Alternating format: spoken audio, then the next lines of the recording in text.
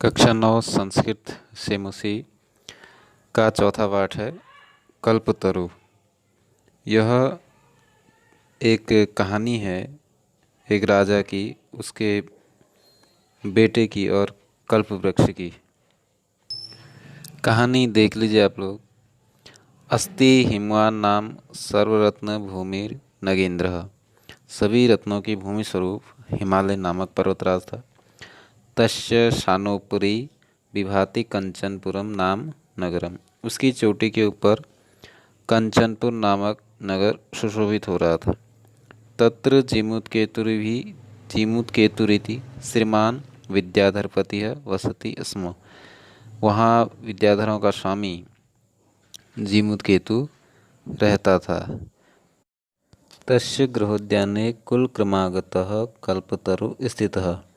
उसके घर की वाटिका में कुल परंपरा से प्राप्त कल्प वृक्ष था। स राजा जीमूतकेतुः तम कल्पतरुम आराध्य तत्प्रसादात् च बोधिसत्त्वांश संभवम जीमूतवाहनम नाम पुत्रम प्राप्नोत। उस राजा जीमूतकेतु ने उस कल्पवृक्ष की आराधना करके और उसकी कृपा से बोधिसत्व के अंश से उत्पन्न जीमूतवाहन नामक पुत्र को प्राप्त किया। राजा ने उस कल्पवृक्ष की आराधना की। आराधना के फलस्वरूप उसका एक पुत्र हुआ जिसका नाम जीमूतवाहन और राजा का नाम जीमूतकेतु। स महान दानवीर सर्वभूतानुकंपी च अभवत्। वह महान दानवीर और सभी प्राणियों पर कृपा करने वाला हो गया। तस्य गुणः प्रसन्न स्वसचिवैश्च प्रेरितः राजा कालेन संप्राप्त यौवनम तम यौवराज्ये अभिषिक्तवान। उसके गुणों से प्रसन्न होकर तथा अपने मंत्रियों के द्वारा प्रेरित होकर राजा ने यौवन को प्राप्त उस पुत्र का युवराज पद पर राज्याभिषेक कर दिया। यानी कि राजा ने अपने पुत्र को युवराज बना दिया, युवराज राज्याभिषेक कर दिया उसका। यौवराज्ये स्थितः स जीमूतवाहनः। युवराज पद पर स्थित जीमूतवाहन कदाचित हितैषी भी पितृमंत्री भी उक्तः। जीमूतवाहन को एक बार हितैषी तथा अपने पिता के मंत्रियों ने कहा, उसके पिता का कोई मंत्री है, उसने उससे कहा, युवराज यो अयम सर्वकामदः कल्पतरु। युवराज, यह सभी कामनाओं को देने वाला कल्प वृक्ष तवोद्याने तिष्ठति, तुम्हारे उद्यान में खड़ा है। स तव सदा पूज्य, वह सदा पूजनीय है। अस्मिन अनुकूले, इसके अनुकूल रहने पर, स्थिते शक्रुअपि नास्मान बाधितुम शक्नुयात् इति। इसके अनुकूल रहने पर शक्र मन इंद्र भी हमें बाधित नहीं कर सकता।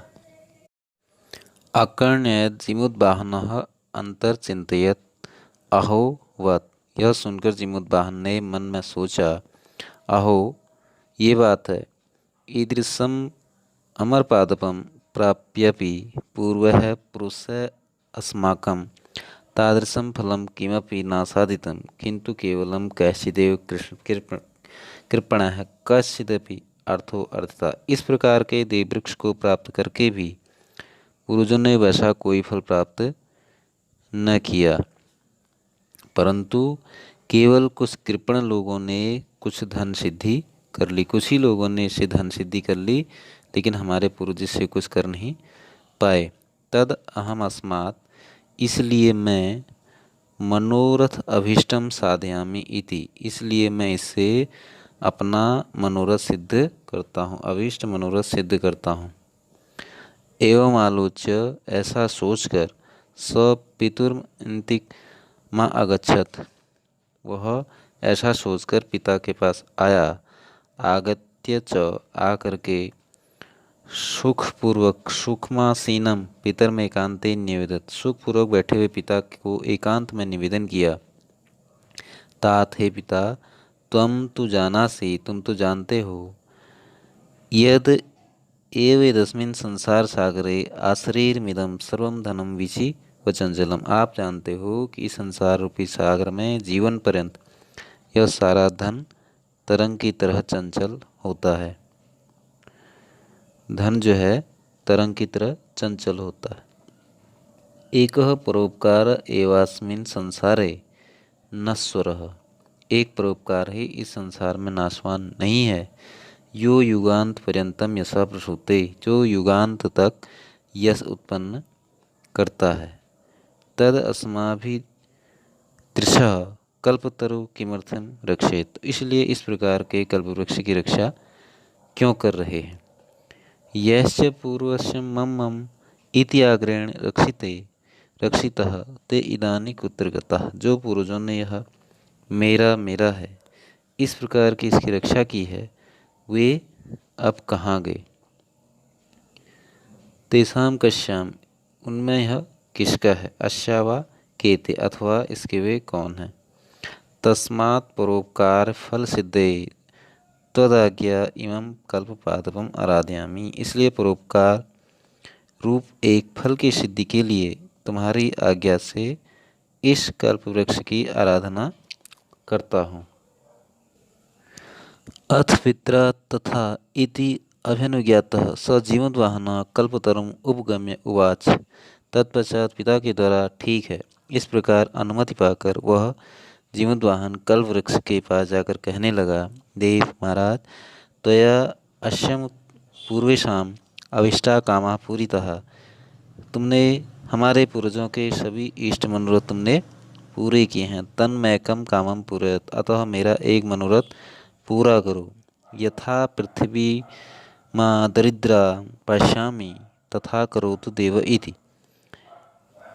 अतः मेरा एक मनोरथ है कि पृथ्वी को संपन्न देखूं, ऐसा करो। जितने भी पृथ्वी में दरिद्र हैं तुम उनको संपन्न कर दो।